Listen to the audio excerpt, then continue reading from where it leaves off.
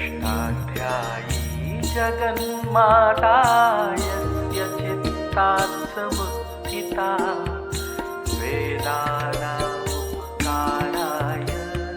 तस्मै पाणिनये नमः।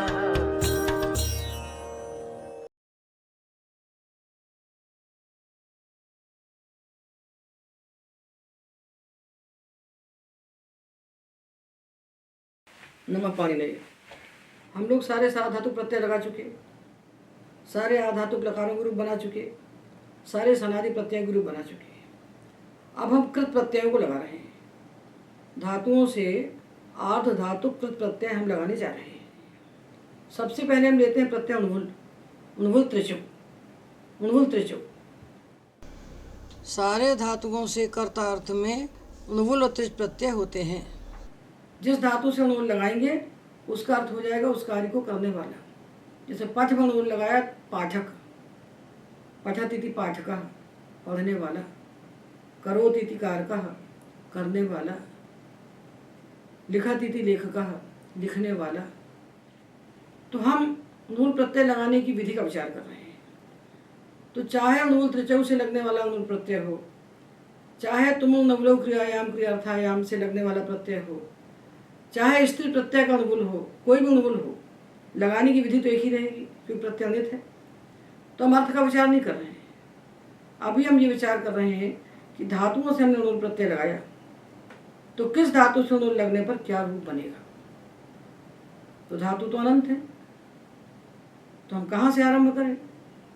तो पाणिनि ने अंग कार्य के लिए धातुओं के विभाग कर दिए।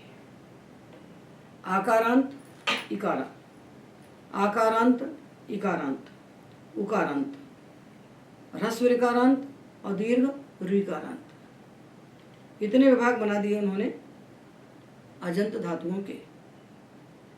इसके बाद जो ए ओ ऐ औ हैं जिनके अंत में वे एजंत धातु भी होते हैं।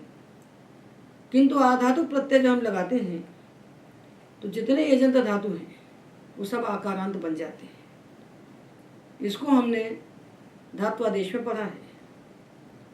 आदेश उपदेशेशिति, उपदेशावस्था में जो एजंत धातु हैं उनको आकार अंतादेश होता है, उनके एज के स्थान पर आ हो जाता है। और ये आ कब नहीं होता है, शित प्रत्यय परे होने पर नहीं होता है।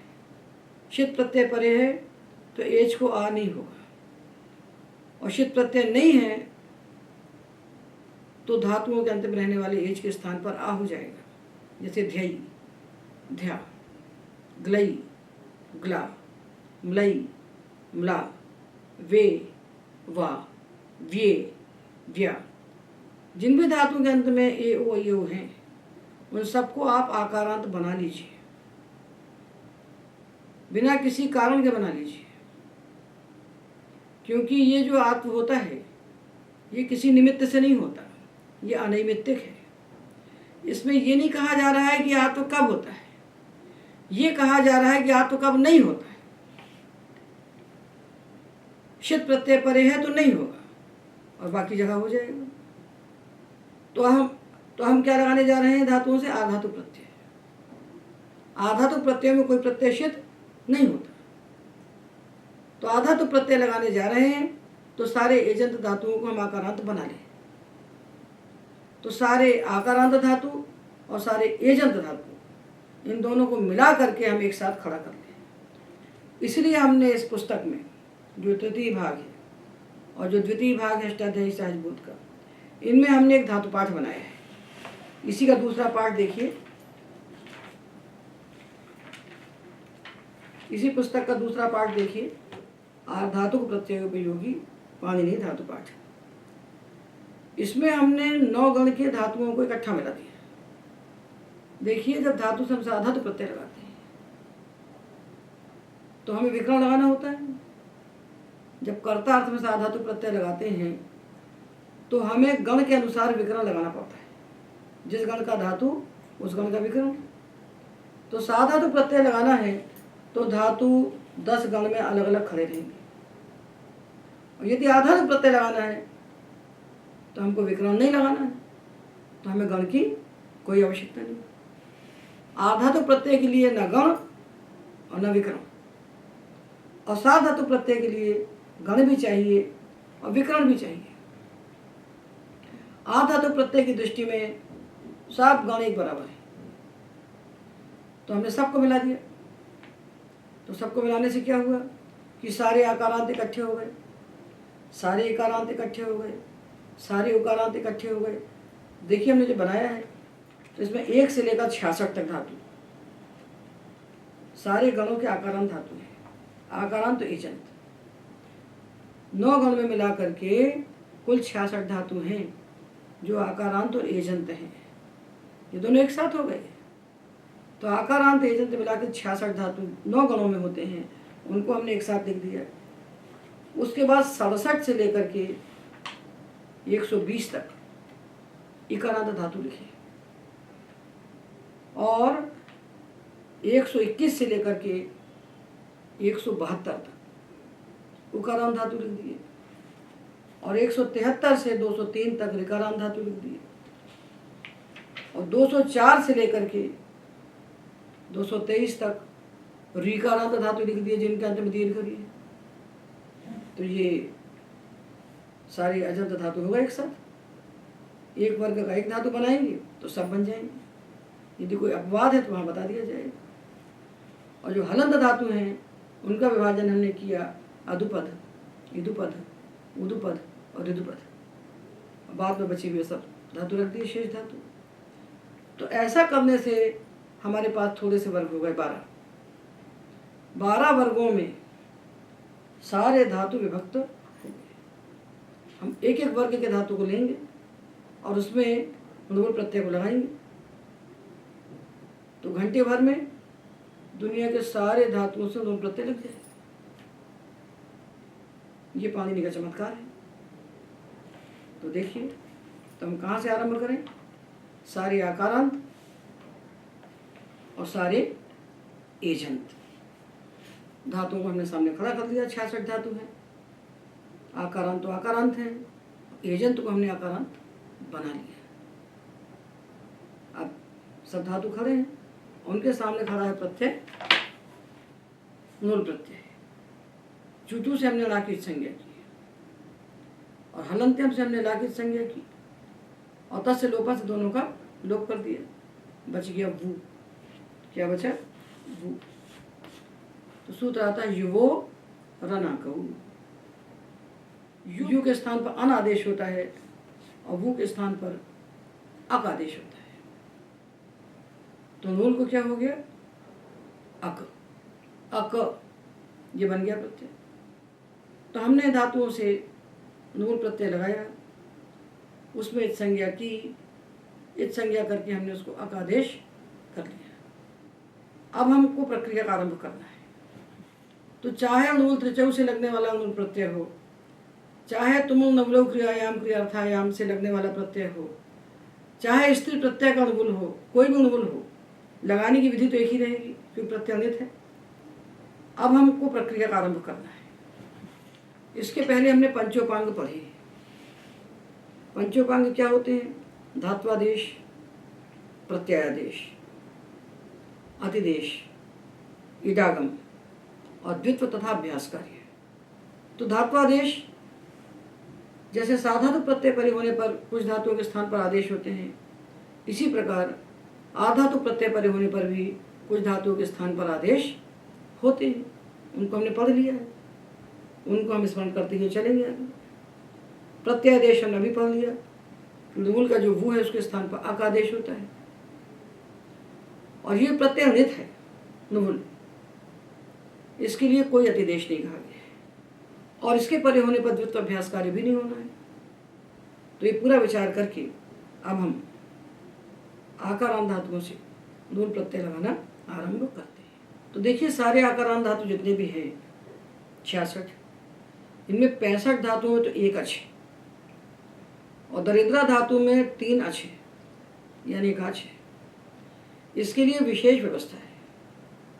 तो इसके लिए एक वार्तिक आता है कि दरिद्राते राध धातु के विवक्षिते आल लोपो वाच्य दरिद्रा धातु से जब भी आप कोई आधातु प्रत्यय लगाना चाहते हैं तो दरिद्रा के आ का लोप हो जाता है, प्रत्यय लगने के पहले ही लोप हो जाता है। दरिद्रा धातु से जब आप आधातु प्रत्यय लगाने की इच्छा करते हैं तो दरिद्रा के आ का लोप हो जाता है। तो वार्तिक ने कहा कि दरिद्रा धातु से आप लगा रहे हैं प्रत्यनुल, तो आर्धातुक है, तो दरिद्रा के आ का लोप कर दीजिए। वार्तिक तो यही कह रहा है ना, दरिद्राते राध धातु के विवक्षिते आल लोपोवाच्य है। तो दूसरा वार्तिक आता है, वो कहता है सनी नुहुली ल्युटि च न, सन प्रत्यय परे होने पर, नुहुल प्रत्यय परे होने पर और ल्युट प्रत्यय परे होने पर दरिद्रा के आ का लोप नहीं होता, तो इसके आ का लोप नहीं होगा। तो अब पूरे धातु एक साथ हो गए, पूरे 66 धातु हमारे सामने खड़े हैं एक साथ। अब हम इनमें नुहुल प्रत्यय लगाएंगे। तो दरिद्रा धातु लिया और नुहुल लगाया, इसको हो गया अक, धातु आकारांत है। तो सूत्र आता है आतो युक चिड़कृतो हो। हम आपको अष्टाध्यायी सहजबोध के तीसरे भाग से पढ़ा रहे हैं। अष्टाध्यायी सहजबोध नाम का ये जो ग्रंथ है, इसका तृतीय भाग, इसका पंचम पाठ है, जिसमें धातुओं से यित प्रत्यय लगाने की विधि बताई गई है। तो सूत्र है आतो युक चिणुतो हो 7-3-33। जितने यित प्रत्यय परे होने वाले कार्य हैं ये पाणिनि ने सब 7वें अध्याय के तृतीय पाद में रख दिए हैं। कुछ विशेष कार्य 6वें अध्याय में है 6-4 में, बाकी यित के सारे कार्य 7वें अध्याय के तृतीय पाद में कहे गए हैं, क्योंकि वही वह अचोनीति कहते हैं। 7वें अध्याय के द्वितीय पाद के अंत में अचोनीति कहते हैं, और उसी यूनिति की अनुवृत्ति लेकर के पूरे कार्य वो 7वें अध्याय के तृतीय पाद में कह देते हैं, जो कार्य यित प्रत्यय परे होने पर होते हैं। यदि धातु से हमने यित प्रत्यय लगाए ये तो नित, तो हमको 7वें अध्याय के तृतीय पाद में जाकर के इकट्ठे देख लेना चाहिए, सब सूत्र एक साथ मिल जाएंगे। तो सूत्र कहता है आतो युक, आतो युक, आकारांत धातुओं को युक का आगम होता है। कब होता है? चिणकृतो हो, अचोल नीति से यूनिति की अनुवृत्ति आ रही है। यित नीति, यित प्रत्यय परे होने पर आकारांत धातुओं को युग का आगम होता है। चिण परे होने पर और यित कृत परे होने पर। सारे यित नहीं, तो निश परे होने पर नहीं होगा। यित प्रत्यय हो और कृत हो। प्रत्यय देखिए 4 प्रकार के लगते हैं धातुओं से। एक तो होते हैं तिंग, जो लकारों के स्थान पर होते हैं। दूसरे होते हैं कृत, जो तिंग से भिन्न है। एक होते हैं विकरण, जो बीच में बैठते हैं। और एक होते हैं सनादि 12 प्रत्यय, जो धातु बनाने वाले प्रत्यय हैं, उनको हम धातु प्रत्यय कहते हैं। तो चिण प्रत्यय विकरण है और निश प्रत्यय सनादि है। निश प्रत्यय सनादि 12 प्रत्ययों में आता है। अनुल प्रत्यय कृत है। प्रत्यय की सम्यक पहचान नहीं है तो सूत्र नहीं चला सकते आप। तो सूत्र कह रहा है कि धातु आकारांत हो, उसके बाद जो प्रत्यय लगा है वो यित हो, पर कैसा यित हो? कृत हो। कृत के अलावा दूसरा जो यित होगा, निच आएगा तो नहीं होगा। निच प्रत्यय नित है पर कृत नहीं है, तो प्रत्यय यित हो और कृत हो, तो फिर चिण छूट गया। चिण तो विकरण है, तो उसके परे होने पर भी हमको युग का आगम करना है, तो चिण भी कह दिया। तो क्या अर्थ हुआ सूत्र का? आकारांत धातुओं को युग का आगम होता है चिण परे होने पर और यित अनित कृत परे होने पर। चिण परे होने पर और यित अनित कृत परे होने पर आकारांत धातुओं को युग का आगम होता है। तो धातु है दरिद्र, आकारांत है, प्रत्यय अनुकूल है, यूनित है और कृत भी है। ये हम बता चुके हैं आपको अनेक बार कि धातुओं से प्रत्यय लगाने वाले सूत्र कहाँ हैं अष्टाध्यायी में? तीसरे अध्याय में। अष्टाध्यायी के तीसरे अध्याय में धातुओं से प्रत्यय लगाने वाले सूत्र हैं। उसके दो हिस्से हैं। पहले 3-1-1 से लेकर 3-1-90 तक जो सूत्र हैं उनमें धातु प्रत्यय कहे गए हैं, सनादि और विकरण प्रत्यय कहे गए हैं। उसके बाद देखिए 3-1-91 आता है, वहाँ धातुओं का अधिकार है। उसमें सूत्र आता है कृत अतिंग। इस दूसरे धातु अधिकार में दो प्रकार के प्रत्यय कहे गए हैं, तिंग और कृत। तिंग और कृत। पहले धातु अधिकार में सनादि और विकरण, दूसरे धातु अधिकार में तिंग और कृत। तो दूसरा जो धातु अधिकार है उसमें जो तिंग से भिन्न प्रत्यय होते हैं वो कृत कहलाते हैं। पहले प्रत्ययों को अच्छे से पकड़ के रखिए, इसलिए प्रत्यय की पहचान नहीं होगी तो एक सूत्र भी नहीं लगने वाला। तो ये जो नूल प्रत्यय है ये कृत है और साथ में नित भी है, तो इसको हो जाएगा युग का आगम। युग कहाँ बैठेगा? जिसको आगम कहा जाता है, यदि आगम कित होता है तो जिसको कहा जाता है उसके बाद में बैठता है। यदि आगम कित होता है तो जिसको कहा जाता है उसके पहले बैठता है। जब इट का आगम करते हैं, जब तुमुन प्रत्यय को इट का आगम करते हैं, तुमुन के पहले बैठता है, और जब इसको युग का आगम कर रहे हैं तो आगे बाद बैठेगा। आगम 3 प्रकार के होते हैं, कित, कित और मित। कित आगम जिसको कहा जाता है उसके बाद बैठता है, कित आगम जिसको कहते हैं उसके पहले बैठता है, और मित आगम जिसको कहते हैं वो कहाँ बैठता है? मिदचोन त्याग पर, जिसको कहा जाता है उसके अंतिम अच के बाद बैठता है। जब आप इदितोनुम धातु कहते हैं तो कहाँ बैठाते हैं? अंतिम अच के बाद, वदि वंद। तो आगम 3 प्रकार के हुए, कित, कित और मित। यह आगम कित है। किसको कहा जा रहा है? आतो, आकारांत धातु को। तो उसके बाद बैठ गया तो क्या बन गया? युग में उकित संज्ञा हो गई। क्या बन गया? दरिद्रायक। दरिद्रायक बन गया। अब ये जो बन गया दरिद्रायक, दरिद्रा युग और अक, ये दरिद्रायक बन गया। कौन सा प्रत्यय लगा के बना? नुगुल लगा के। नुगुल कैसा प्रत्यय है? कृत है। कृत प्रत्यय जिसके अंत में लगते हैं उसका क्या नाम होता है? प्रातिपदिक। कृत तद्धित समासाश्य। कृत प्रत्यय जिसके अंत में लगते हैं उसका नाम होता है प्रातिपदिक। तो ये क्या बन गया? कृदंत प्रातिपदिक। प्रातिपदिक बन गया। जब हम धातु से लकारों के प्रत्यय लगाते हैं तो क्या बनता है? तिंगंत पद बन जाते हैं। तो पद तो वाक्य में बोले जाते हैं, जो वाक्य हम बोलते हैं उनमें पद होते हैं। व्यवहार किसका होता है? पद का। अपद का व्यवहार नहीं होता, तो ये तो पद है नहीं, ये तो प्रातिपदिक है। तो पद कैसे बनेगा? जब इसमें सु औ समोक्षस प्रत्यय लगेंगे। तो प्रथमा एक वचन में इसको हमने लगाया, सूत बन गया दरिद्रायकः। दरिद्रायकः, दरिद्रा धातु से नुगुल लगाया, नकार नकार की संज्ञा की, भू के स्थान पर योर नका उसे अक किया, और आतो एक चुनचतो से युग का आगम कर दिया, तो दरिद्रायकः। तो हमने एक धातु का रूप बनाया, किंतु बने कितने? 66। आकारांत धातु 66 है ना, तो सब बन गए।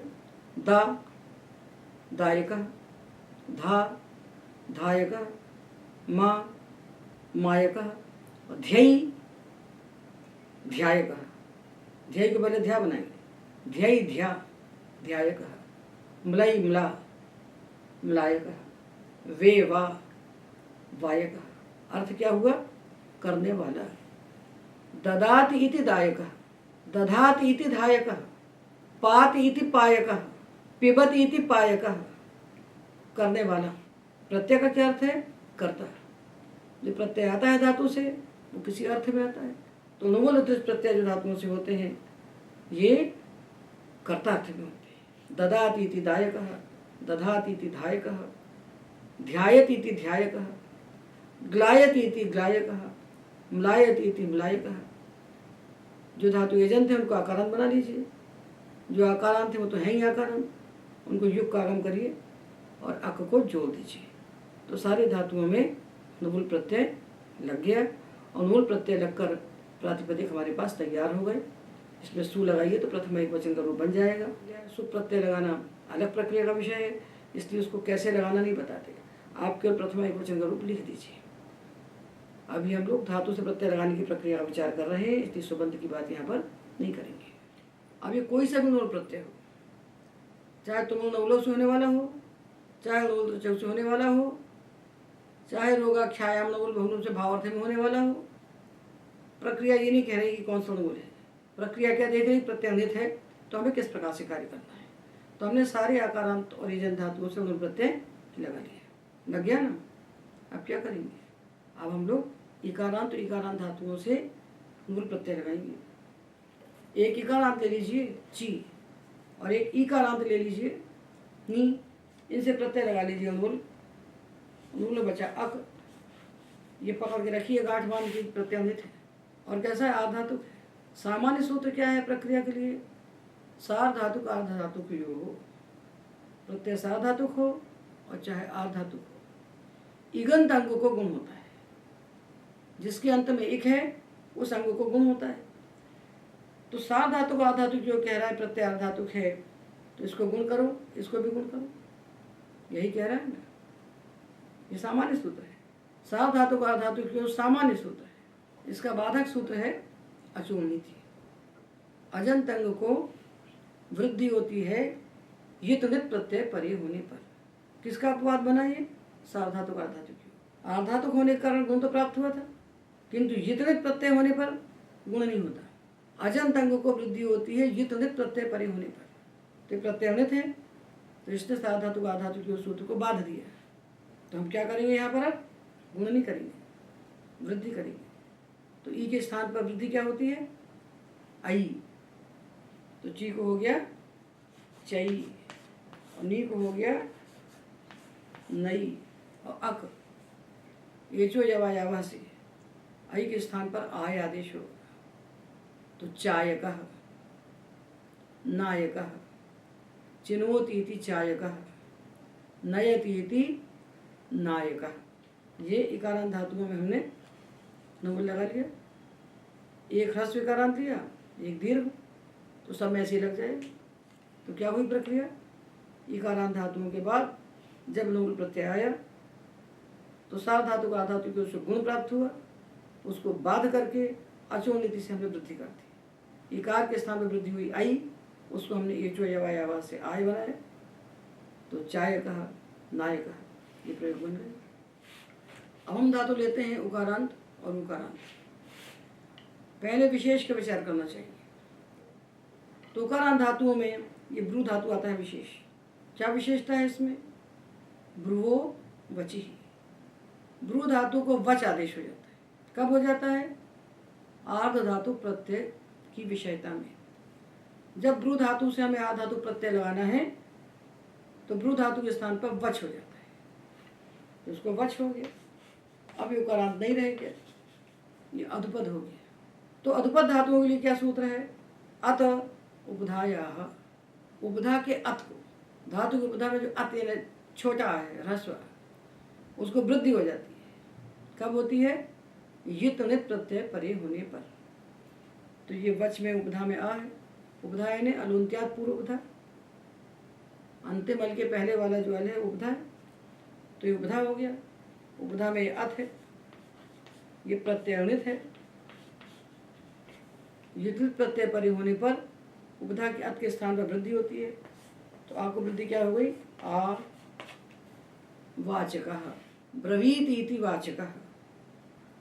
ब्रू धातु से हमने बोल रहे, तो ब्रवीति इति वाचकः, बोलने वाला। ये तो विशेष धातु हो गया। अब बचे हुए जो उकारांत धातु हैं जो बच गए, जैसे लू, भू, पू, जितने भी उकारांत बच गए, ह्रस्व उकारांत हो चाहे दीर्घ उकारांत हो, इनके बाद जब नूल आएगा तो क्या होगा, इनको अचूल नीति से वृद्धि होगी। तो लू को वृद्धि हुई लऊ, और इसके बाद एचो यवायावा से इसको हो गया आव। लुनाति इति लावकः, पुनाति इति पावकः, भवति इति भावकः। जितने धातु हैं उकारांत उकारांत, उनके उ के स्थान पर हम अचूलनीति से वृद्धि करेंगे। किंतु ब्रू धातु को हम वच बनाएंगे। उकारांत में एक अपवाद, ब्रू को वच बनाएंगे और बाकी सारे उ को हम वृद्धि करके औ बनाएंगे। इकारांत में हम सारे इकार को वृद्धि करेंगे, आकारांत में सारे आकारांतों को हम युग का आगम करेंगे। ठीक है, तो आकारांत में आतो युग चुन चतुर, इकारांत में अचो नीति से वृद्धि, औकारांत में अचो नीति से वृद्धि, किंतु गृह धातु को वचादेश करके अतुबधाया से वृद्धि। अब जो धातु आए ऋकारांत और ईकारांत, चाहे ह्रस्व ऋकार हो और चाहे दीर्घ ऋकार हो, ये अच तो है ही, तो अचो नीति से वृद्धि हो जाएगी। ये ह्रस्व ऋकारांत है क्री और दीर्घ है त्रि, वृद्धि हो गई। तो री को वृद्धि क्या होती है? आर। री को वृद्धि आर। करोति इति कारक और तरति इति तारक, वृद्धि हो गई। किंतु ऋकारांत धातुओं में एक धातु अपवाद है, इसको हमें हमेशा अलग से याद रखना चाहिए। ये धातु है जागरी। इस जागरी धातु के लिए विशेष सूत्र बना हुआ है। ये सूत्र है जागरो वी चिण नल गित्सु। वी चिण नल और गित, ये चार प्रत्ययों को छोड़ करके जागरी धातु को गुण ही होता है। अर्थात प्रत्यय यदि गित है तब तो गुण का निषेध हो जाएगा, नल है तो वृद्धि होगी अचोनिति से, और चिण है तो भी अचोनिति से वृद्धि होगी। ये जो वी है ये क्विन है, ये उनादि का क्विन प्रत्यय है। क्विन है अर्थात कित है, तो कित प्रत्यय परे होने पर ये क्या कह रहा है कि यहाँ गुण नहीं होगा। तो कित प्रत्यय परे होने पर क्या होगा? जो यथाविहित है, कित प्रत्यय के लिए क्या विहित है कि कित जैसे गुण निषेध। तो जागरी और क्विन, जागरी विहि, जागरी और चिण अजागारी, वृद्धि हो गई। जागरी और नल जजागार, और जागरी के बाद कोई गित प्रत्यय लगा लीजिए, तस थस था, तो तस थस था साधा तो पपित से गित है, तो किंगित जैसे गुण निषेध हो गया। जागृतः, जागृतः, जागृत। वी चिण नल और गित, इतने प्रत्यय परे होने पर तो जो सूत्र हमें प्राप्त है वही लगेगा, और इनके अलावा यदि कोई प्रत्यय आता है जागृत धातु से तो उसके परे होने पर जागृत धातु को गुण ही होगा। प्रत्यय नित है तो भी गुण होगा, और कित है तो भी गुण होगा। तो क्ता प्रत्यय कित है पर गुण हो जाएगा, जागरिता बनेगा। अनुर प्रत्यय नित है तो भी गुण होगा, तो जागरका बनेगा, जागारका नहीं बनेगा। तो क्रीकारकः, ह्रीहारकः, ध्रीधारकः और जागरी जागरकः।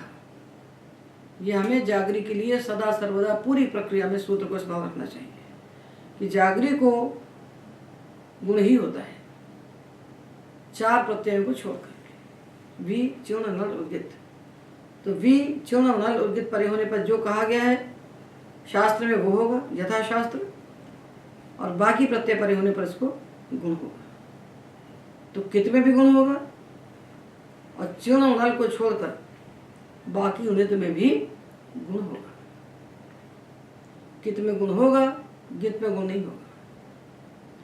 उन्नत में गुण होगा पर चिण और नल में नहीं होगा। और बचे हुए जो ऋकारांत धातु हैं उनको नित प्रत्यय परे होने पर अचोनिति से वृद्धि होगी।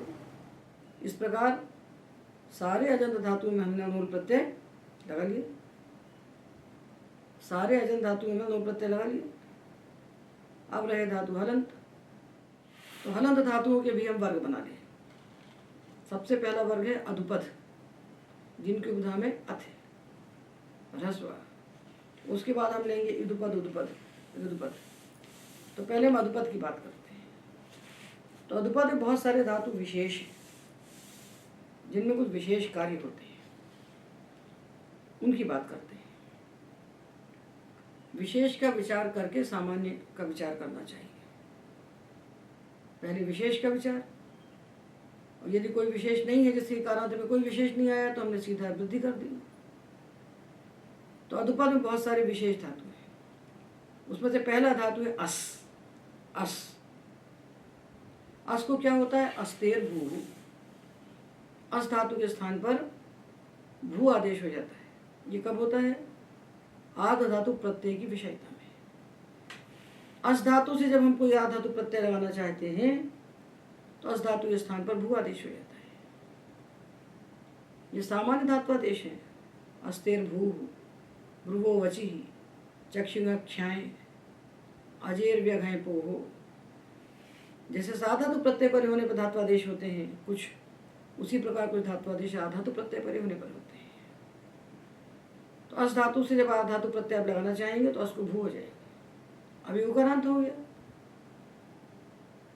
उकारांत हो गया ना, तो अचो नीति से वृद्धि हो गई, तो भाव का बन गया। अस्तिति भाव का, अस को भू हो गया, भू को अचो नीति से वृद्धि हो गई, तो भाव का बन गया।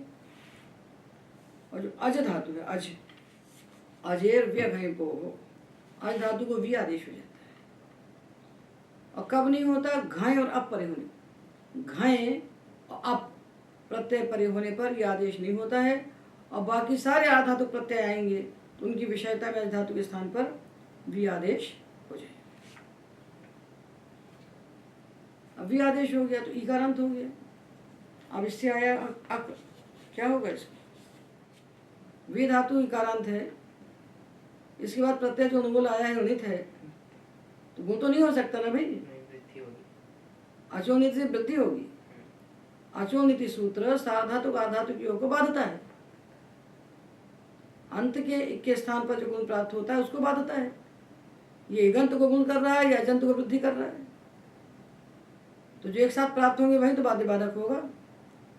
तो वायक क्या बन गया? वायक। ये दो धातु हो गए विशेष। अधुपद धातु में हम लोग लगा रहे हैं, तो अस को हो गया भू, तो भाव का बन। अज को हो गया वी, तो वाय का बन गया। अब धातु आया हन, हंती, मारने वाले के साथ प्रत्यय लगा रहे हैं, कर्ता था हन, हन से ऋण लगाया। तो हन धातु के लिए विशेष सूत्र बने हुए हैं। तो एक है हो हंते ऋणेषु, पुस्तक का 82 पृष्ठ है। पुस्तक खोल के सामने रखिए और देखते जाइए, पुस्तक को सामने रखिए और देखते रहिए, तो सारे सूत्र लिखे, अर्थ भी लिखे हुए हैं। हन धातु के हकार के स्थान पर कुत्व होता है, कवर्ग हो जाता है। हन का जो हकार, इसको कवर्ग हो जाता है। ये कब होता है? यित णिति, यित णित प्रत्यय परे होने पर और नकार परे होने पर। नकार परे कब मिलेगा? जब इस आकार लोप हो जाएगा तब नकार मिलेगा। अभी तो हमको क्या मिल रहा है? णित प्रत्यय। इसके परे होने पर हा को क्या हो गया? कुत्व, यानी कवर्ग हो जाएगा। हा के स्थान पर कवर्ग होगा, तो उन्नत कह दिया कवर्ग होगा। तो कवर्ग में तो 5 अक्षर आ गए, का खा गा घ घ। करना तो हमें एक है, तो हम का करेंगी, खा करेंगी, गा करें, किसको बैठाएं? ये समस्या आएगी ना। तो जब एक के स्थान पर बहुत सारे आदेश प्राप्त हो गए तो निर्णय कैसे करते हैं? स्थानांतर तमा, जिनका स्थान समान है उसको करो। तो स्थान देखा तो हा का स्थान भी कंठ है, कु का स्थान भी कंठ है, अकु विसर्जनीय नाम कंठ है, तो कहेंगे हमारा स्थान भी कंठ है, तुम्हारा तुम 5 का स्थान कंठ, तो 5 कहेंगे हम बैठ जाते हैं। तो जब स्थान से निर्णय नहीं हो तब हम किसका आश्रय लेते हैं? प्रयत्न का। इसलिए सबसे पहले स्थान, प्रयत्न, संज्ञाएं सब पढ़ लेना चाहिए। व्याकरण शास्त्र की जड़ है। वर्ण, वर्णमातृका, माहेश्वर सूत्र, वर्णों के उच्चारण स्थान, उनके प्रयत्न, ये सब मुट्ठी में होना चाहिए, तो झट समझ में आता है, तत्काल समझ में आता है। तो जब का खा गा घा 5 प्राप्त हुए और उनका स्थान हकार के समान हो गया, तो ये निश्चय हुआ कि स्थान से तो फैसला नहीं हो सकता, तो हमने प्रयत्न का आश्रय लिया। तो दोनों का प्रयत्न देखेंगे। हा का प्रयत्न क्या है? हर्ष संवारानादा घोषाश्च। हर्ष का प्रयत्न है संवारनाद घोष और महाप्राण। वर्गाणाम द्वितीय चतुर्थौ शलश्च महाप्राणा। तो हकार का प्रयत्न हुआ संवारनाद घोष और महाप्राण। संवारनाद घोष और महाप्राण। अब काखा गाखा गा को हमने पकड़ा तो खा तो महाप्राण है पर व्यवहार श्वास अघोष है। अब घा महाप्राण है और संवारनाद घोष भी है। तो हा के स्थान पर होगा घा। तो हा को हो गया घा एक बार। और अत उपधाया से इसको वृद्धि हो गई।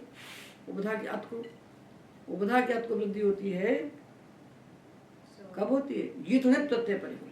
प्रत्यय होने थे तो वृद्धि हो गई। अब एक सूत्र और आता है हनस्तो चिर्ण लोह। हन धातु के नकार के स्थान पर तकार आदेश हो जाता है तो ना को हो जाएगा तक। ये कब होता है? यित प्रत्यय परि होने पर। और चिर्ण और नल को छोड़कर, चिर्ण और नल से भिन्न यित प्रत्यय परि होने पर हन के नकार के स्थान पर तकार आदेश हो जाता है। तो क्या बन गया? घातक। हंत इति घातक। हकार को हुआ कुत्व, नकार को हुआ ता, उपधा को हुई वृद्धि।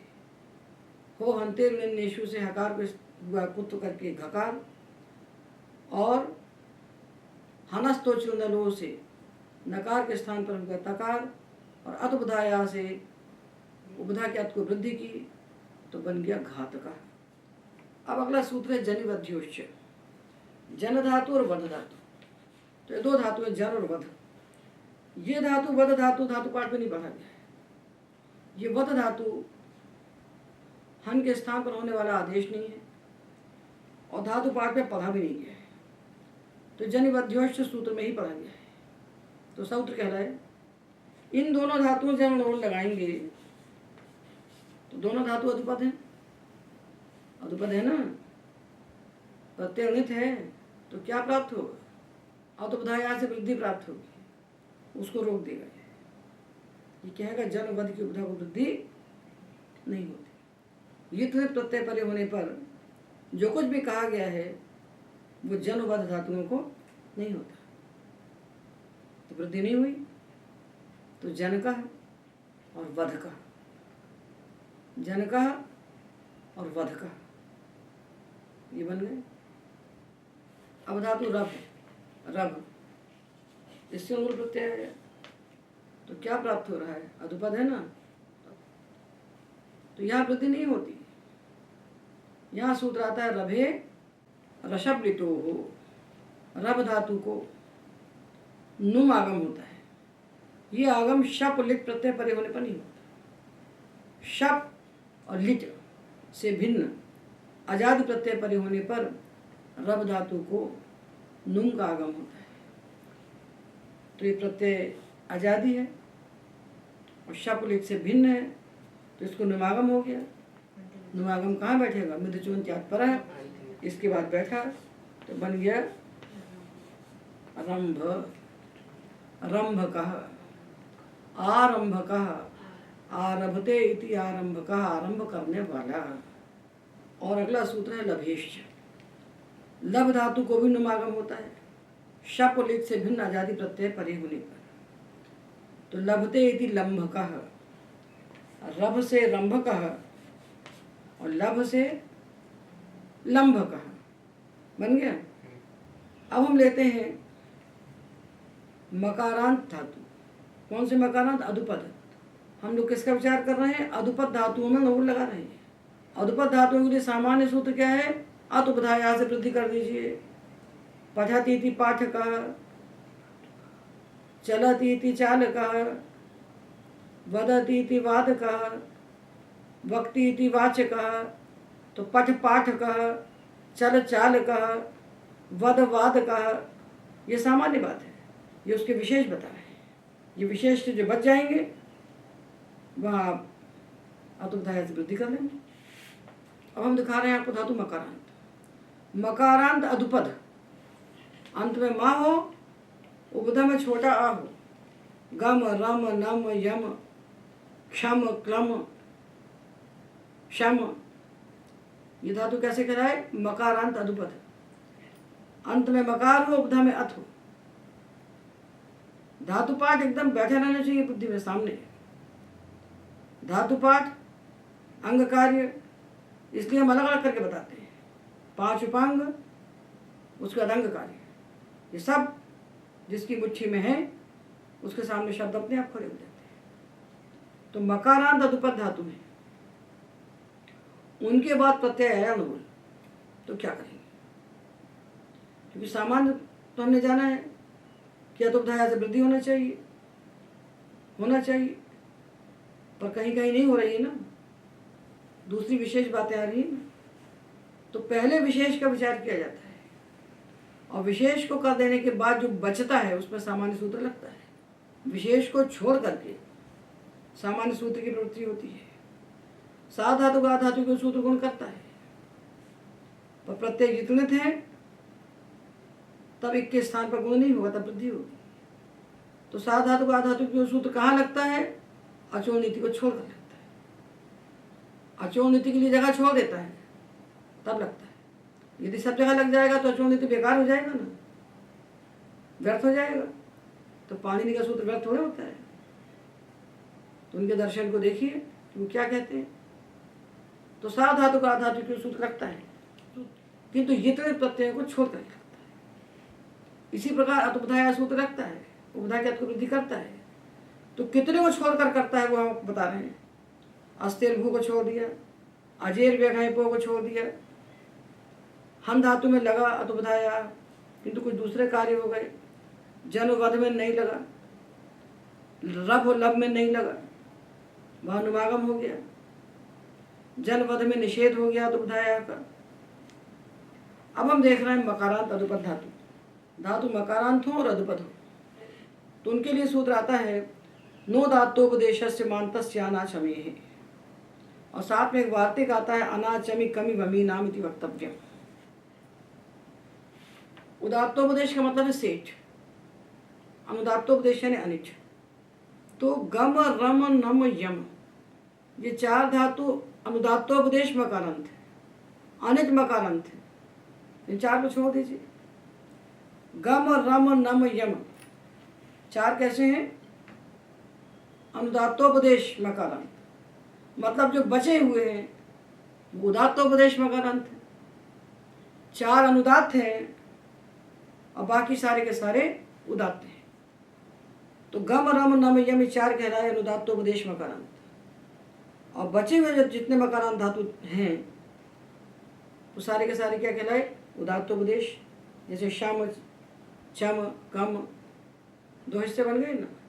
मकारांत अनुदात्तोपदेश 4 और मकारांत उदात्तोपदेश, ये 4 से बचे हुए सब, पहले 2 बन गए ना। मकारांत अधुपद जो धातु हैं उनमें 4 कहलाए अनुदात्तोपदेश, और बचे हुए सारे मकारांत धातु जो हैं वो क्या कहलाए? उदात्तोपदेश। सूत्र कहता है उदात्तोपदेश धातु जो हैं, उदात्तोपदेश जो मकारांत धातु हैं उनकी उपधा को अतुपधाया से वृद्धि मत करिए। ये कह रहा है। किसको रोक रहा है? अतुपधाया। और वार्तिक कह रहा है अनाचमी कमी वमीना, चम कम वम को छोड़ दो, मतलब 3 को वृद्धि होने दो। तब वृद्धि कितने को होगी? किसको होगी? 4 तो अनुदात्तोपदेश हो गए, गम रम नम यम, और 3 ये हो गए चम कम और वम। तो जो अतुपधाया से होने वाली वृद्धि है, इतने प्रत्यय परे होने पर उपधा की अत के स्थान पर जो वृद्धि कही गई है सामान्य न, वो वृद्धि मकारांत धातुओं में से 7 को ही होगी। गम रम नम यम को होगी और चम कम वम को होगी। चम धातु आंग उपसर्ग के साथ बोला जाता है। तो रम राम कहा, यम याम कहा, नम नाम कहा, गम गाम कहा, आचम आचाम कहा, और कम काम कहा, वम वाम कहा। मकारांत धातुओं में से 7 धातुओं को ही अतुबधाया से वृद्धि होगी, बाकी को नहीं होगी। किसने रोक दिया? नो दात्तोपदेशस्य मान्तस्यानाचमे, उदात्तोपदेश धातुओं को वृद्धि नहीं होगी। तो जो शम आया तो शम शम कहा, छम छम कहा, जम जम कहा, झम झम कहा, क्षम क्षम कहा, यहाँ वृद्धि नहीं हुई। हम किसका विचार कर रहे हैं? अधुपद धातुओं में अनुवृत्त प्रत्यय लगा रहे हैं। तो किसको वृद्धि होगी किसको नहीं होगी इसका विचार हम कर रहे हैं। अब ये जितना विशेष विचार था, अतुपधाया सामान्य सूत्र हुआ कि अधुपद धातु हमने लिए, अधुपद यानी जिनके उपधा में अथ है, पठ, रट, चल, वप, हस, कख, जितने अधुपद धातु इनको हमने ले लिया। तो उसमें कितने विशेष सूत्र आ गए बता दिए। अब जो बच गए धातु, अब जो अधुपद धातु बच गए उनमें अतुपधाया से वृद्धि कर दीजिए। सामान्य सूत्र लगाने के पहले ये देखना चाहिए कि कोई विशेष सूत्र तो नहीं आ रहा। तो हमने विशेष सूत्रों का विचार कर दिया। अब जो बच गए अधुपद धातु उनमें हमको अतुपधाया से वृद्धि कर देना चाहिए। वद वाद कहा, वच वाच कहा, चल चाल कहा, पठ पाठ कहा, नट नाट कहा, पच पाच कहा। तो इस प्रकार हमने सारे अतुपद धातुओं में अनुकूल प्रत्यय लगा लिया। तो सामान्य सूत्र उसके लिए हमको मिला अतुपधाया, और जिन धातुओं में अतुपधाया नहीं लगा या कुछ विशेष कार्य हुए उनका हमने पहले विचार कर लिया, और बचे हुए अतुपद धातुओं में हमने अतुपधाया लगा करके सारे अतुपद धातुओं के रूप अनुकूल प्रत्यय में निष्पन्न कर लिए। अब हम अगला वर्ग लेंगे हलंत धातुओं का। तो हलंत के कैसे वर्ग बनाए हमने? अधुपद, इदुपद, उदुपद, ऋदुपद। तो अब हम इदुपद धातुओं में अनुकूल प्रत्यय लगाएंगे। इदुपद, उदुपद, ऋदुपद तीनों में लगा लेते हैं इकट्ठे। एक एक क्यों बनाए? एक एक में क्यों लगाएं? क्योंकि तीनों के लिए पाणिनि ने एक सूत्र बनाया है। इदुपद, उदुपद, ऋदुपद धातुओं में जब हम अनुकूल प्रत्यय लगाएंगे तो क्या होगा? इनको क्या होगा? लघु पद से जैसे गुण होगा। पुगंत लघु पद से जैसे उपधा के लघु एक को गुण होगा। गुण होगा। तो लिख लेखक, लेखकः, लिख लेखकः, भिद भेदकः, भेदकः, छिद छेदकः, चित चेतकः, बुध बोधकः, मुद मोदकः, तुष तोषकः, वृष वर्षकः, कृष कर्षकः, ऋष हर्षकः, और त्रिप तर्पकः, तर्पकः, भिद भेदकः, छिद छेदकः, बुध बोधकः, मुद मोदकः, कृष कर्षकः, त्रिप तर्पकः। उपधा के लघु एक को हमने पुगंत लघु पद से सूत्र से गुण कर दिया। तो सारे लघु इगुपद धातुओं में अनुकूल प्रत्यय लग गया। तो पुगंत लघु पद से के दो अपवाद हैं, उनका विचार भी यही कर देना चाहिए। वो कौन से हैं? ऊद उपधाया गोहा और मृजेर वृद्धि। तो मृज धातु की उपधा को गुण नहीं होगा, मृजेर वृद्धि से वृद्धि होगी तो बनेगा मार्जका, और गुह धातु की उपधा के ऊ को ऊत हो जाएगा तो बनेगा गुहका, गुहकः, गुहका। गुहकः, बुध से बोधका और गुह से गुहका। ऊत आदेश कब होता है? अजादो प्रत्यय। गु धातु की उपधा का जो ऊ, उसको ऊत आदेश होता है गुण निमित्तक अजादि प्रत्यय परे होने पर। तो गुह से गुह कहा और मृज से मार्ज कहा। अब यहाँ एक विशेष धातु आता है कृपु। कृपु धातु जो है इसके लिए सूत्र बना है कृपो रोला। कृप धातु का जो र उसके स्थान पर ला हो जाता है तो धातु कृप है। प्रत्यायानुल उपधा को गुण किया तो री को गुण हुआ अर, तो क्री को हो गया कर, कर बन गया। कृप था तो कर्प बन गया। अब इसका जो रा है इसको कृपो रोला ने ला बना दिया तो क्या बन गया? कल्पकः, कल्पकः, कल्पकः बन गया। तो कृप से कल्पकः और बाकी सब में उपधा को गुण कर दिया। ठीक है। तो ये हमने लघु इगुपत धातुओं में मूल प्रत्यय लगा लिया। अब जो बचे हुए धातु हैं उनमें विशेष धातुओं का हम पहले विचार करते हैं और सामान्य का बाद में करेंगे। अब विशेष धातु है चक्ष। हाँ। चक्ष के लिए हमने क्या पढ़ा है? चक्षुंगा चक्षुंगा क्षाय। चक्ष धातु के स्थान पर क्षाय आदेश हो जाता है। ये कब होता है? आ धातु प्रत्यय की विषयता में। आ धातु प्रत्यय लगाना है तो चक्ष को क्षा बना दो, और जब क्षा बना दिया तो आकारांत हो गया। तो आकारांत को क्या होता है? नूल प्रत्यय परे होने पर आकारांत को क्या होगा? युग का आगम होगा। तो क्षाय का चक्ष क्षा, अब क्षा को युग हुआ तो क्षाय का। ठीक है। अब जो हलंत धातु बच गए शेष, क्षा को तो आदेश हो गया, अज को हमने पहले आदेश कर लिया था, अभी ब्रू को वच कर लिया था। 4 अस्तेर भू ब्रुवो वची चक्षिंगा क्षाय अजेर व्यघय भू, इनको हमने बना लिया। अस को बनाया भू भाव का, ब्रू को वच बनाया वाच का, चक्ष को क्षा बनाया क्षाय का, अज को वी बनाया वाय का। अब जो हलंत धातु बच गए, जो अदुपद भी नहीं है, इदुपद भी नहीं है, उदुपद भी नहीं है, रुदुपद भी नहीं है, उनको कुछ नहीं होगा। क्यों नहीं होगा? क्योंकि उनके लिए कोई सूत्र ही नहीं। जिनके लिए सूत्र है वही होगा, जहाँ कोई सूत्र नहीं है वहाँ प्रकृति प्रत्यय को जोड़ देना है धातु प्रत्यय को। तो ध्वंस ध्वंस का, मील मील का, भूष भूष का, भ्राश भ्राश का। कैसे धातु है ये? न अदुपद है, न इदुपद है, न उदुपद है, न ऋदुपद है। जो सूत्र बने अदुपद इदुपद उदुपद ऋदुपद के लिए बने, बाकी सामान्य धातु के लिए कोई सूत्र ही नहीं बने। तो इनमें खाली हमने नूल प्रत्यय को जोड़ दिया और ये सारे धातुओं में नूल प्रत्यय लग गया। सारे का मतलब है जितने धातु धातु पाठ पढ़े गए, जो धातु पाठ पढ़े गए हैं उनका नाम है औपदेशिक धातु, और जिनको हम निच सन यंग इत्यादि प्रत्यय लगा के बनाते हैं उनका नाम है सनाद्यंत धातु या अतिदेशिक धातु।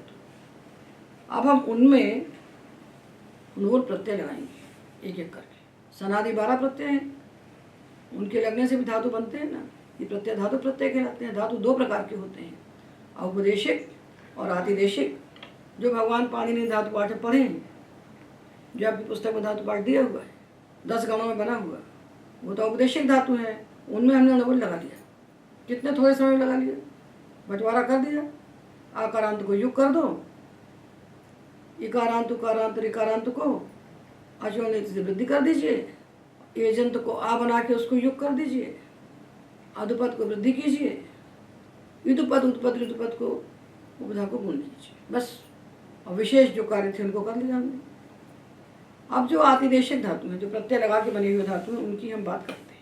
सबसे पहले लेते हैं निजंत धातुओं को। जिन धातु के में निच लगा है, तो चुरादिगण के धातुओं में निच लगा रहता है, चुरादिभ्यो निच। और जो हम हेतुमति सूत्र से निच लगाते हैं प्रयोजक कर्ता के व्यापार को बताने के लिए, वे सारे निजंत धातु आप ले लीजिए और 1 मिनट में बना लीजिए उनसे। सब धातु में नूल लगा लीजिए 1 मिनट के भीतर। तो धातु के अंत में निच है, जैसे चुर धातु है, चुर से निच लगाया, तो निच लगाने की प्रक्रिया अलग है, इसको हम लोग पढ़ चुके हैं। चुर से निच लगाया तो चुर की उपधा को गुण हो गया, तो क्या बन गया? चोर। और निच है और नगुल है। नगुल प्रत्यय आधातुक। आधातुक प्रत्यय कैसा है? अनिठ। प्रत्यय आधातुक हो और अनिठ हो, उसको इडागम न हुआ हो, इडागम न होने वाला हो, तो नूल प्रत्यय तो बलादी है नहीं, तो इसको इडागम होने वाला है नहीं। तो अनिट आधातु प्रत्यय परे होने पर, अनिट आधातु प्रत्यय परे होने पर उन्हीं का लोप होता है। सूत्र है अणे अणेर अनिति। अनिदादि आधातु प्रत्यय परे होने पर निच का लोप होता है। तो निच का तो लोप हो गया, क्या बन गया? चोर का। चोर का। तो पहले निजंत धातु बनाने का अभ्यास करिए, उसको आप लोग पढ़ चुके हैं कि धातु से निच कैसे लगता है। तो पहले निच लगा लो, और निच लगाने के बाद धातु हो गया निजंत, उससे लगाइए अनुगुल। नूल प्रत्यय धातुक है और अनिट धातुक है, तो निच का लोप कर दीजिए।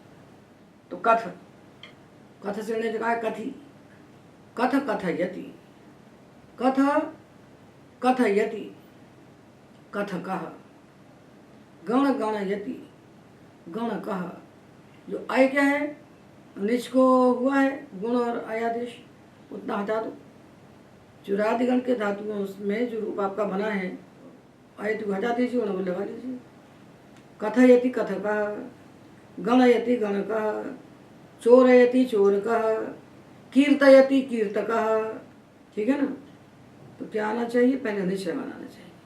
निच लगाने की प्रक्रिया अलग है, वो प्रक्रिया भी इसी से मिलती जुलती है, क्योंकि निच भी णित है, नुल भी णित है, पर थोड़ा भेद है, इसलिए निच को हम अलग बताते हैं, नुल को हम अलग बताते हैं। निजत धातुओं में हमने नुल प्रत्यय लगा दिया। अब हम सन्नंत धातु लेते हैं जिनके अंत में स्तन प्रत्यय है। जैसे गम धातु लिया, गम में स्तन लगाया तो धातु बना जिगमिश, जिगमिश में लगाया नुल प्रत्यय। आर्ध धातुक है, आर्ध धातु प्रत्यय परे होता है तो एक पक्का सूत्र बताते हैं जो लगता ही लगता है, वह अतो लोप। धातु के अंत में रहने वाला जो अथ है, ह्रस्व आ, इसका लोप हो जाता है। कब होता है, आर्ध धातु के आ धातु प्रत्यय परे होने पर अत का लोप हो जाता है, ह्रस्व आ का। तो क्या बन गया, जिगमिशकः, जिगमिशकः बन गया। ठीक है ना। पिपठिष, पिपठिषकः, पिपास, पिपासकः, लिलेखिष, लिलेखिषकः। बस कुछ नहीं करना, अंत में जो आ दिखाई पड़ रहा है ना, इसका अतो लोपा से लोप कर देना है। ठीक है। ये कौन से धातु थे, सन्नंत, निजंत, सन्नंत, यंगंत, यंग लुगंत, क्यजंत, क्यशंत, क्यंगंत, क्यंगंत। तो ये 12 प्रत्यय हैं, सन क्यच काम्यच क्यंग क्यश इत्यादि। ये जिनके अंत में लगते हैं उसकी धातु संज्ञा हो जाती है सनाद्यंता धातुवासी। तो उनसे भी तो नहुल लगेगा कर्ता अर्थ में, तो इनसे लगाना बहुत सरल है। और निजंत धातु से निच लगाया तो निच का लोप कर दीजिए, नहीं रनिच से। सन्नंत से नहुल लगाइए तो अतो लोपा से आकर लोप कर दीजिए। और यंगंत धातु में जब लगाइए, यंगंत है जिसके अंत में यंग है, यंगंत धातु लिया लो लू यंग, यंग प्रत्यय है, इससे लगाया हमने नहुल तो आ धातु प्रत्यय है, क्या होगा तो लोप।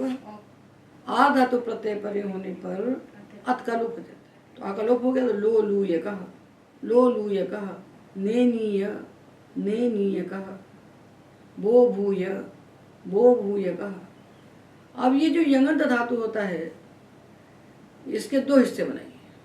जैसे लोलूय आया और बेभिद्य आया, भिद धातु से बेभिद्य बना और लू से लोलूय बना। इन दोनों में क्या भेद है, लोलूय में यंग के पहले अच है और बेभिद्य में यंग के पहले दा है, हल है। बेभिद्य में यंग के पहले हल है और लोलूय नेनीय में यंग के पहले अच है। जब यंग के पहले अच है तब आप केवल अतो लोपा कीजिए, तब केवल आ का लोप होगा। और यदि यंग के पहले हल है, ये बेभिद हो ना, बेभिद और यंग, यदि यंग के पहले हल है तो अतो लोपा से आ का लोप होगा और यस्य हल से या का लोप हो जाएगा। यस्य हल, हल के बाद आने वाले या का लोप हो जाता है। तो यदि यंग के पहले हल है तो यस्य हला से या का लोप करना, अतो लोपा से आ का लोप। पहले यस्य हला पे अतो लोपा। और यदि यंग के पहले अच है तो केवल अतो लोपा। आगे बात समझ में। तो लो लूय कहा और बेभिद कहा, बेभिद कहा, जंगम्य, जंगम्य, ये यंग है, इसके पहले हल है तो या और आ दोनों को लोप हुआ, जंगम कहा। ठीक है ना। तो हमने सारे औपदेशिक धातुओं में अनुकूल लगाया, उसके बाद निजंत धातुओं में लगाया अनुकूल, नहीं रहने किसी ने इसका लोप कर दिया। सन्नंत में लगाया तो अतो लोपा से आका लोप किया। और यंगंत में जब लगाया तो यंग के पहले यदि अच है तो हमने अतो लोपा किया, और यंग के पहले हल है तो यस्य हला से या का लोप किया और अतो लोपा से आका लोप किया। इस प्रकार हमने सारे निजंत, सन्नंत और यंगत धातुओं में अनुकूल प्रत्यय लगा लिया। अब रहे धातु यंग लुगंत। यंग लुगंत धातु क्या होते हैं? जहाँ यंग लगता है धातु से और उसका लुक हो जाता है। ये बोभोय धातु था यंग, और यंग का लुक हो गया, प्रत्यय है अनुकूल अक। यंग का जब लुक हो जाता है ना, तो फिर अनुकूल लगने के बाद जो होने वाला है वो हो जाता है। तो अनुकूल लगा निच और ये ऊ है तो अचो नीति से वृद्धि हो जाएगी। तो वो भाव का ने नी यंग का लुक हो गया, तो ने नायक यंग का लुक किया और ई को वृद्धि कर दी अचो नीति से। तो यंग लुगंत धातु होगा जब पूरे यंग का लुक हो जाएगा, तब फिर धातु के अंत में रहने वाले अच को हम अचो नीति से वृद्धि कर देंगे, उपधा के लघु को गुण कर देंगे, फिर उसको सामान्य धातु मान लेंगे। ठीक है, तो ऊ को वृद्धि की, ई को वृद्धि की, ये चरक्री आ गया, यहाँ भी यंग का लुक हो गया, तो अंत में री है, अचो नीति वृद्धि कर देंगे। आर तो चरकार का, बो भाव का, ने नाय का, चरकार का। यंग लुगंत धातु है तो यंग का लुक करके हम अचो नीति से वृद्धि कर देंगे। जो भी कार्य प्राप्त है, अतुपधाया प्राप्त है तो उसको करेंगे, पुगंत लघुपधस्थ प्राप्त है तो उसको करेंगे। जैसे धातु लिया हमने पापठ्य, यंग का लुक कर दिया तो पापठ बन गया, तो अतुपधाया से वृद्धि करेंगे पाठक। ले लिख लेंगे, ले लिख यंग का लुक कर दिया तो उपधा को गुण कर देंगे ले लेख का। इसको फिर सामान्य धातु जैसा था वैसे मान लेंगे। यंग का लुक होने के बाद हम अचो नीति यदि प्राप्त है तो अचो नीति से वृद्धि करेंगे अजंतंग को, अतुपधाया से उपधा के अथ को वृद्धि करेंगे, पुगंत लघुपधा से उपधा के लघु एक को गुण करेंगे। अमृत धातु है तो मृजे वृद्धि से वृद्धि करेंगे। अब आए क्यच क्यंग क्यश प्रत्यय से बने हुए जो धातु हैं, जिनके अंत में क्यच क्यंग क्यश प्रत्यय है। यंगंत के लिए दो सूत्र, अतोलोपा यस्य, और क्यच क्यंग क्यश के लिए एक सूत्र, क्यस्य विभाषा। जिन धातु के अंत में क्यंग क्यच क्यश में से कोई प्रत्यय है तो हमने लिया समिध्य, समिध्य क्यस्य विभाषा। क्यच का या क्यंग का या क्यश का या है तो इस या का विकल्प से लोप कीजिए, अतोलोपा तो हो ही जाएगा, और या का लोप विकल्प से हुआ। या का लोप हुआ तो समिधकः, और या का लोप नहीं हुआ तो समिध्यकः, समिधकः और समिध्यकः, ये सब बन गए। ठीक है ना। इस प्रकार हमने सारे धातुओं में अनुकूल प्रत्यय लगा लिया। अच्छा, सब प्रत्यय सब धातुओं से नहीं होते, अनुकूल प्रत्यय सब धातुओं से होता है। इसका अर्थ क्या होता है? करने वाला, कर्ता। पठ यानी पढ़ना, पाठक यानी पढ़ने वाला, चले यानी चलना, चालका चलने वाला, लिख यानी लिखना, लेखका लिखने वाला, बुध यानी समझना, बोध का समझने वाला, कर्तार्थ में हुआ। अब देखिए, अनुकूल के समान दो प्रत्यय हमको और मिलेंगे, एक वुई और दूसरा अनुवुच। 87 पृष्ठपदीय है। वुई अनुवुच, चा की संज्ञा की, ना की संज्ञा की, वो बच गया, इसको अख हो गया युवर अनागम से। वुई में या की संज्ञा की, वो बचा, इसको भी अख हो गया। तो जैसे रूप अनुकूल लगा के बनेंगे वैसे ही रूप वुई अनुवुच लगा के भी बनेंगे, किंतु अनुकूल प्रत्यय सबसे होता है और ये प्रत्यय सबसे नहीं होते। जिन धातुओं से कहे गए हैं बस उतनी धातुओं से होते हैं, इसलिए इसको सबसे नहीं लगाना है। जिन धातुओं से कहा जाएगा उन्हीं से लगा लेना। तो निंद, निंदकः, हिंस, हिंसकः, क्लिश, क्लेशकः। ये जो लोच प्रत्यय है ये भी सबसे नहीं होता और जिनसे कहा गया उतनी धातुओं से होगा। और इसकी ये विशेषता है कि ये अनुवुच प्रत्यय स्त्रियां 3 के अधिकार में आया है। अष्टाध्यायी के तीसरे अध्याय के तीसरे पाद में स्त्रियां में तिनका अधिकार है, वहाँ आया है प्रत्यय। तो स्त्रियां के अधिकार में आने के कारण क्या होता है कि उणवच प्रत्यय लगा करके जो शब्द बनते हैं वो स्त्रीलिंग में ही बनते हैं, वो स्त्रीलिंग में बनते हैं। तो इनसे स्त्रीलिंग बनाने के लिए हमको एक प्रत्यय और लगाना पड़ता है। स्त्रीलिंग के प्रत्यय बालक से बालिका बनाते हैं ना, बालक से बालिका बनाते हैं, अज से अजा बनाते हैं, स्त्री प्रत्यय लगाना पड़ता है। तो पहले उणवच लगेगा और बाद में टाप प्रत्यय लगेगा। स्त्री प्रत्यय अजात द्योतक टाप, स्त्रीत्व के द्योतन में टाप प्रत्यय लगाएंगे। तो पहले तो आप नोच लगा लीजिए, जैसे शी धातु है, शी से नोच लगाया, इसको अक हो गया, क्या बना?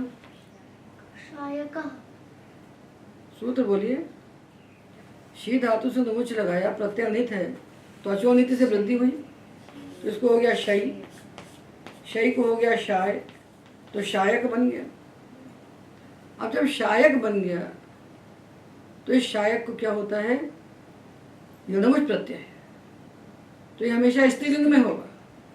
तो इस शायक में हमको एक प्रत्यय और लगाना पड़ेगा स्त्रीत्व को बताने के लिए, वो है टाप। टाप में टापा की संज्ञा करके आ बचेगा, तो शायक और आ।